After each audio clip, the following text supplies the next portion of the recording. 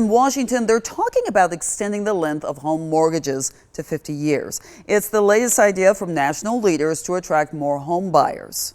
We've seen like a real sharp reduction in first-time home buyers especially, and also a reduction in people's willingness to move. To some, the 50-year option seems like a bad idea because of the interest rates, but others are interested in the lower monthly payments. Maggie Fitzgerald spoke with experts about the proposal and how it could shape Central Georgia's housing market.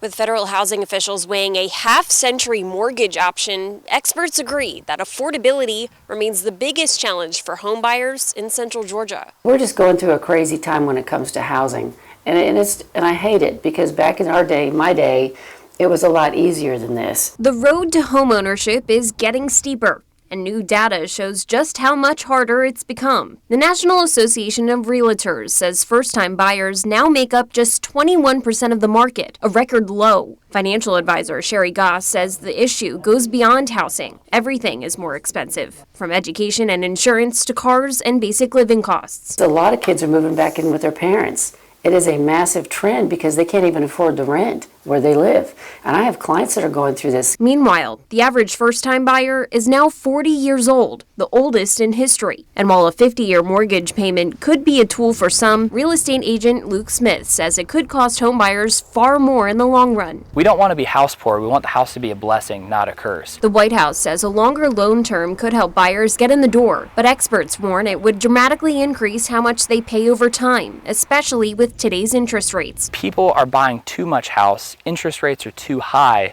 and it's just eating up all your money out of your pocket. Both Goss and Smith say the trade-off could put buyers at risk. The bottom line, they say, don't stretch yourself so thin that your dream home becomes a nightmare. If you could find something that you could do a 30-year and it's affordable and you can still have money in the bank for emergencies, that would be my comfort zone. If they can figure out a way to get the financial institutions to say, hey, 50-year mortgage, but hey, we're capping this thing at like 3% interest, 3.5% interest, great. But it makes no sense with today's current interest rates. In Warner Robins, Maggie Fitzgerald, 13, WMEZ News.